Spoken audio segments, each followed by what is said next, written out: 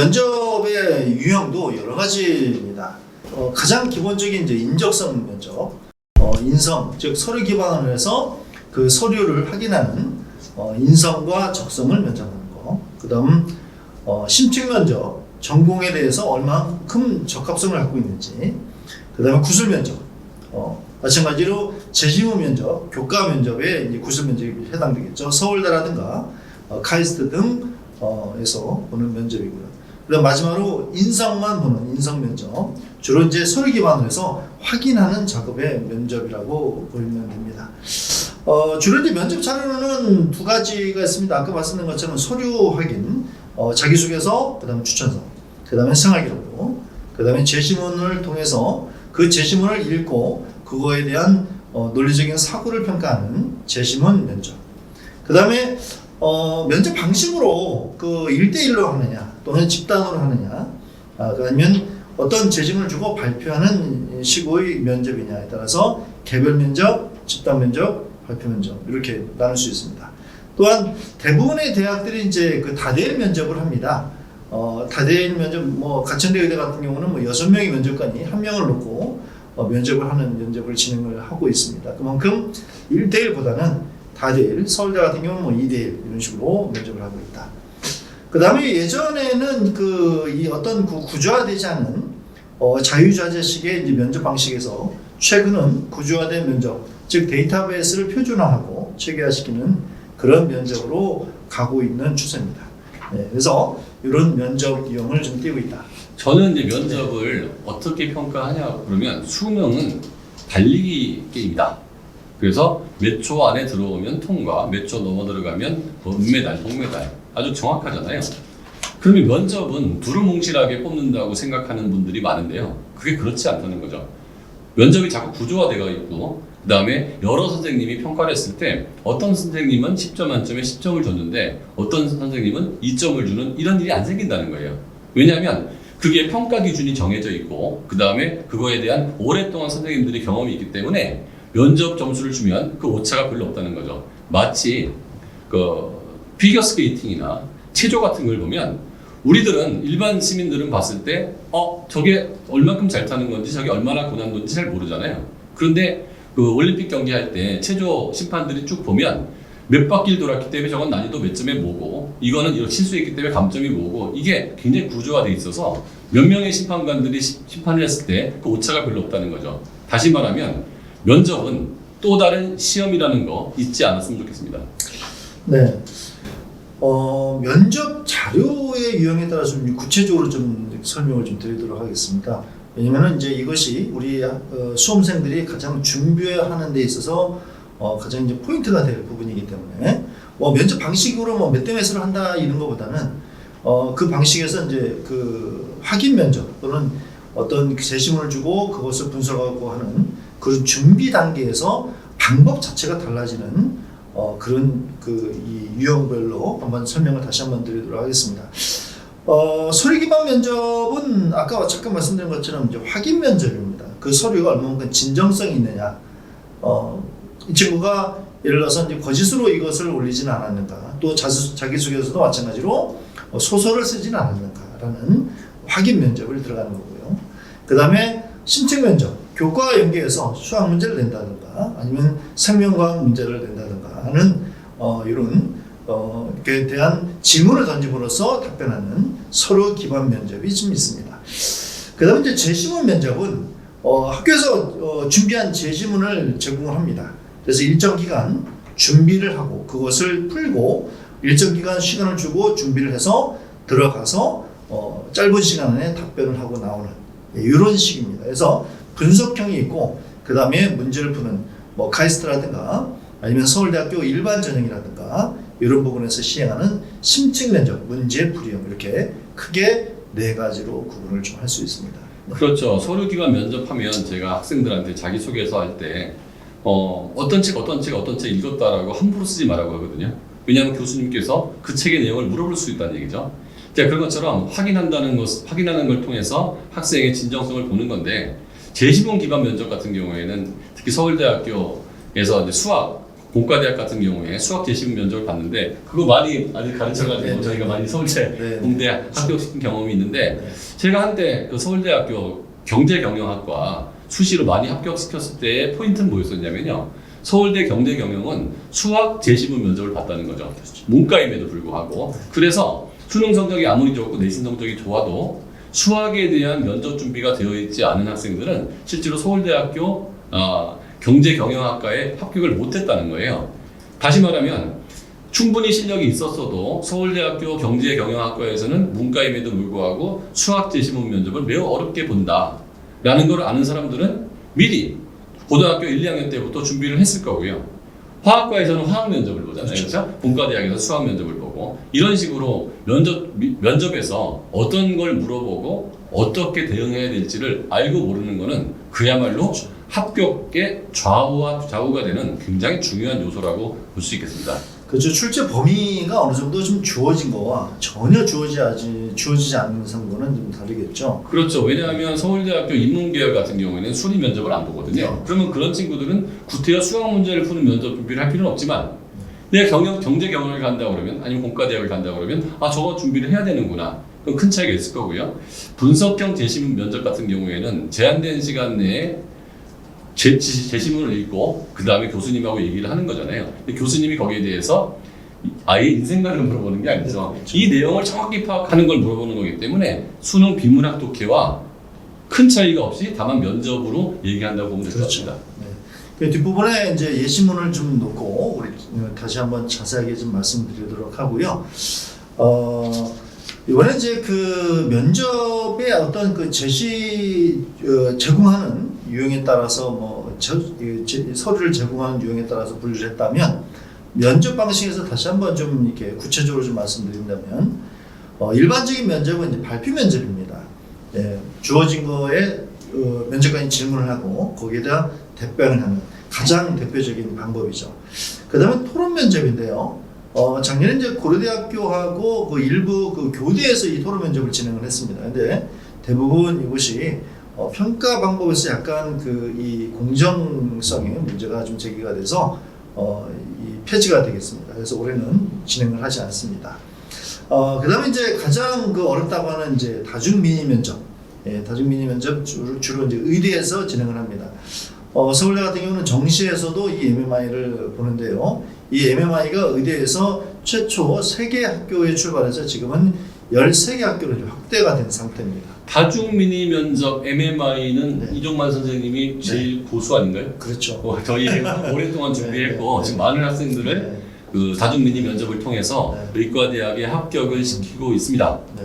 그래서 이 민성원 연구소에서도 이 다중 미니 면접을 심혈을 기울여서 좀 준비를 좀 하고 있고요. 매년 아까 그 소장님께서도 말씀하셨지만 많은 합격자들이 나오고 있기 때문에 그만큼 저희들이 데이터도 많고 그만큼 준비도 잘 되어 있다라고 자부할 수가 있습니다. 여기도 광고 한번 하면 네. 여러분들 그동안 수고 많으셨습니다. 내신 따느라고 고생하셨고 최고 성적을 받으셨고요. 의과대학에 원서를 내셔서 이제 서류도 통과됐습니다. 이제 면접 남으셨죠? 마지막 면접은 이종만 선생님과 저와 함께 미성원 연구소에서 준비하신다면 아주 좋은 결과 있을 거라 보입니다. 다른 것보다도 이 같이 우리 그 소장님께서 도움을 주셔서 쓴 의대 면접 인적성 면접서가 베스트셀러를 벌써 이제 4년째, 5년째 지금 하고 있습니다. 그렇죠. 네. 이종만 선생님의 그 네. 인정성 면접 네. 그 책 나중에 한번 네. 화면에 띄워드릴 테니까 네. 참고하시면 좋을 것 네. 같습니다. 우리 소장님께서 도와주시지 않으셨다면 또 우리 또 이 재시문 부분에서는 또 이 소장님께서는 일각이 있으셔서 많은 좀 도움을 주셨습니다. 네. 그 다음에 이제 이 서류 기반으로 해서 학교별로 한번 그 평가 요소 또는 인재상 또는 태도 이런 부분을 어떤 형식으로 지금 하고 있는지를 좀 구체적으로 좀 알아보도록 할게요.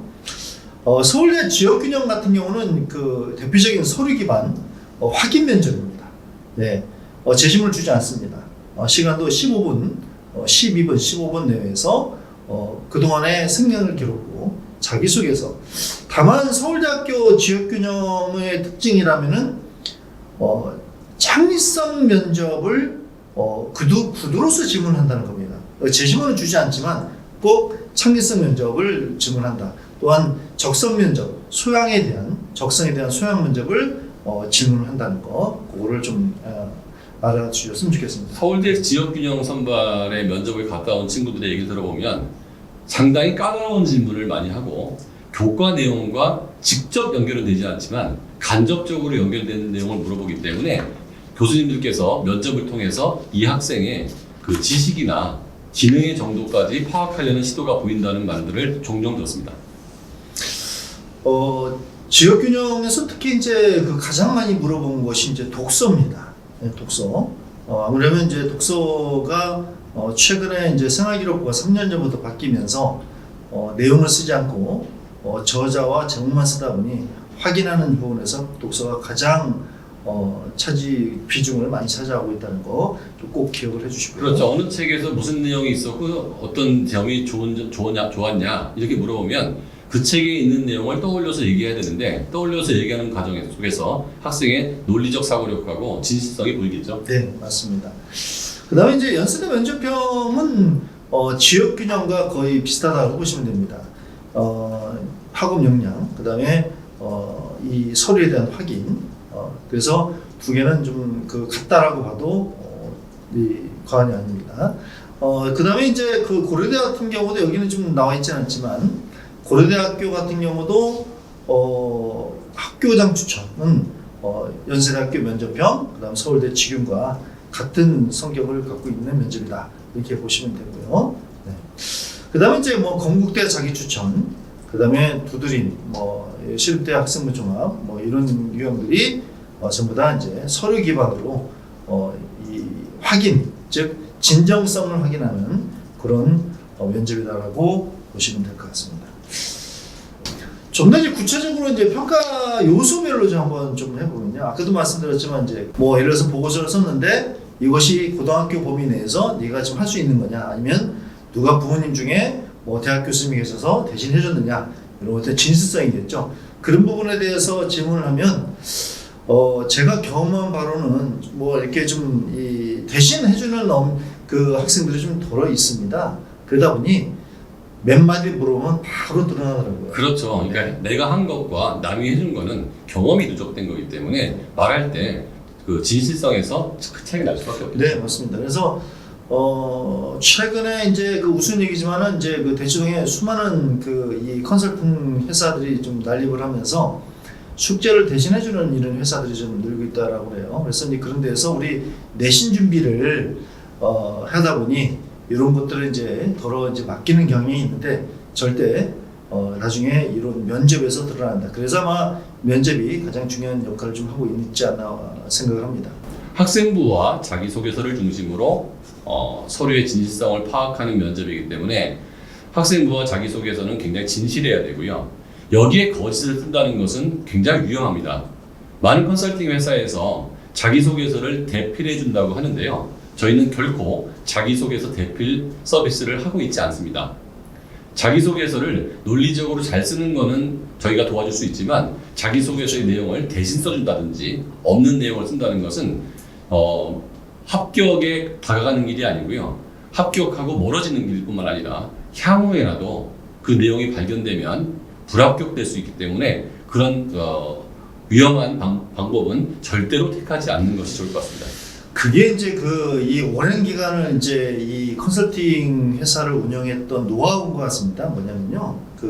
이제 9월 달에 이제 모의고사를 앞두고 전부 다들 이 수능이나 모의고사에 집중하다 보니 학생들이 이 자기소개서에 이렇게 시간을 좀 보내는 것이 좀 아깝다 보니까 부모님들이 많이 요청을 합니다. 근데 어설픈 이제 이 컨설팅 회사 같은 경우는 이제 이런 걸 대필도 좀 하고 하는데요. 실은 그렇게 되면 이 자기소개서도 평가 요소가 있습니다. 근데 그 평가 요소를 지나치는 경우가 너무 많아요. 매끄러운 문구를 따른다거나, 여러 가지들 이제 오류를 많이 범합니다. 그러다 보니, 그래서 이제 저희 이 민성원 연구소 같은 경우는 자기소개서를 어떻게 이제 대학별 평가수에서 어떻게 점수를 많이 맞게끔 해주는 거지 대신 써주는 것은 아니다. 제가 하는 자기소개서 네. 컨설팅은 이런 정도예요. 네. 요구사항이 쓰라고 하는 게 A, B, C, D항이 있는데 A, B, C, D항의 밸런스가 안 맞는 것 같다.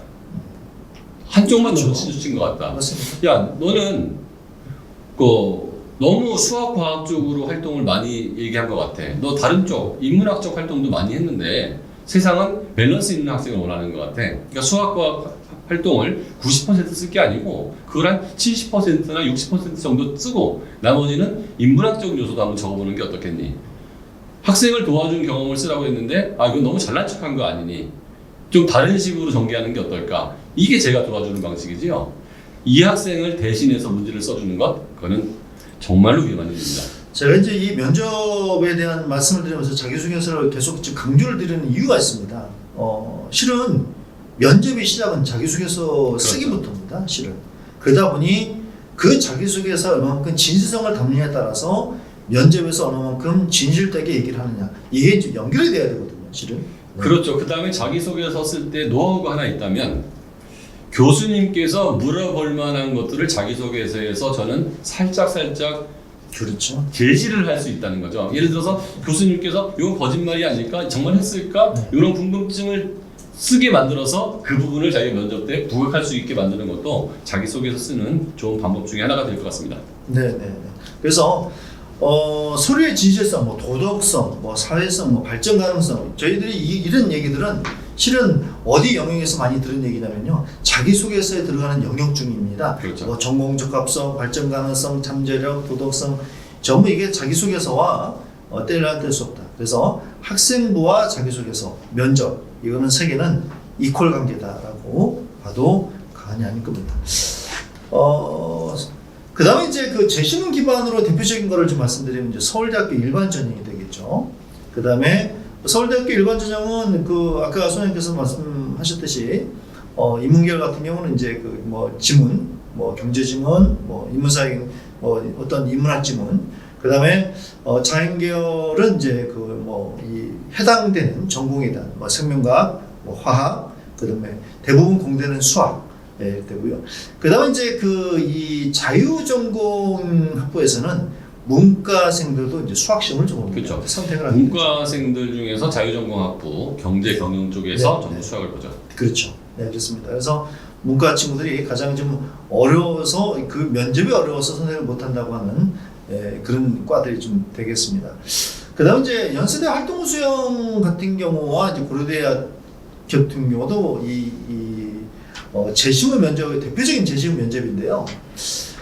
재신문 면접이 이제 연대하고 고대는 약간 서울대랑 차이가 있습니다. 뭐냐면 서울대는 문제를 푸는 형식이라 한다면 연대나 고대 같은 경우는 문제를 풀기보다는 창의성과 종합적인 그 사고력을 논리 사고력을 요구하는 그런 답이 없는 문제들이 어떤 딱 떨어지는 답을 요구하는 것이 아니라 그 학생이 어떤 사고를 갖고 있는지 그거를 어떻게 정리해 갖고 나가는지에 대해를 물어보는 그런 재신문 면접이라고도 볼 수 있습니다. 네. 그 다음에 경희대학교 르네상스도 마찬가지로 가치관, 그 다음에 어떻게 보면 이런 기타의 어떤 재신문 면접들은 소논술이라고 저는 얘기를 합니다. 이게 인문 논술을 길게 잡은 게 아니라 어떤 절반을 줄인 상태에서 거기에 대한 것을 지필로 쓰는 것이 아니라 답변을 하는 그런 면접 방식이라고 이해하시면 쉽게 이해를 하실 수 있을 겁니다. 제가 상담을 할 때 서울대학교 가는 게 제일 쉽다 이런 역설적인 상담도 하는 이유가 있는데 정시에서 이과 서울대학 가기 위해서는 과학에서 2를 선택해야 되죠. 그러니까 2를 선택하지 않은 친구들은 아예 서울대학교 입시 자격이 없다는 거죠. 뿐만 아니라 수시에서도 서울대학교를 가기 위해서는 시험과 유사한 형태의 재신문 문제를 풀어야 되는데 그게 준비 안 된 학생들이 풀 수 있는 부분이 아니어서 그 준비한 학생들끼리의 경쟁이 된다는 거죠. 그러니까 중학교 때부터 그렇게 할 필요는 없겠지만 고등학교 1학년 후반부터는 내가 연세대학교, 고려대학교, 서울대학교를 간다고 하면 최소한 그 학교에서 마지막에 보는 스타일의 문제를 일주일에 한두 시간이라도 그렇죠. 시간을 내는 걸로 그 준비가 되지 않은 학생들에 비해서 월등히 높은 경쟁력을 가질 수 있게 됩니다. 보통 제가 면접 준비를 이렇게 시켜보면 학교들에서도 많이 해줍니다. 실은 이제 근데 학교에서 해주는 것들이 이제 마지막 실전 위주로 많이 해주다 보니 소양 부분에서 많이 떨어져요. 예, 그래서 그 소양은 평상시에 쌓아놓지 않으면 절대 한순간에 쌓을 수 있는 부분이 좀 아니라고 봅니다. 그거랑 좀 일맥상통한 것이 이제 재시문 기반에서 그럼 뭘 물어보느냐. 전공적 과성을 물어봅니다. 이제 뭐 화학과를 가기 위해서 얼마만큼 화학적인 활동을 했느냐. 논문을 찾고, 책을 읽고, 그 다음에 인터넷을 찾고 해서 얼마만큼 또 실험을 하고, 예, 얼마만큼 그 부분에 대한 경험과 거기에서 그 경험을 토대로 해서 얼마만큼 변화가 되고 발전했느냐를 보고요. 그 다음에 재주문 형식, 그 연대와 고대에서 가장 많이 보는 이 종합적인 사고력이죠. 그 문제를 어떤 서로 연관성이 없을 것 같은 문제들을 주고 그것을 얼마만큼 연결을 시키고 그 연결고리 속에서 창의성과 논리적 사고 또한 문제 해결 능력을 평가를 하는 종합사고력을 평가를 합니다. 그 다음에 이제 교과 기반이라고 한다면 이제 이 국어 시간에 왜냐면 매년 학교마다 선행 영역 평가를 발표를 합니다. 이것이 교과 외를 벗어날 수가 없어요. 그러다 보니 교과 기반으로 다 제출하게 되어 있습니다. 그만큼 교과를 얼마만큼 충실하게 이행을 해왔고 공부를 해왔느냐라는 것을 물어보는 되겠죠. 특히 재시문 면접은 수능하고 마찬가지죠. 수능이라는 게 이제 그 문제 해결 능력, 재시문 분석 능력을 네. 많이 보잖아요. 그거를 그 객관식 시험 문제로 푸는 거라면 네. 논술은 그거를 그 문장으로 쓰는 거고 면접은 그것을 문장과 자기 말로써 설명을 하는 거기 때문에 이게 알고 있다 하더라도 표현을 잘 못하면 네. 교수님들은 그 평가할 방법이 없습니다. 그래서 내가 알고 있는 거를 뭐 수능 형태로 푸는 형태든 말로 하는 형태든 조금씩은 준비를 꾸준히 해서 내가 아는 걸 다 표현할 수 있게 만든다면 면접에서 좋은 결과가 있을 수 있습니다. 그래서 이 재시문 기반 면접은 그 대학마다 매년 그 선행 영역 평가를 발표를 합니다. 그래서 선행 영역 평가를 보면 논술 기초와 면접 기출 문제들이 그 실려 있으니까요. 그걸 좀 참고해서 수험생들이 보시면 되고요. 이 선행 영역 평가를 이 토대로 해서 저희들이 문제 분석을 또 해드릴 예정이니까 그때 같이 또 참여를 하시면 될 것 같습니다.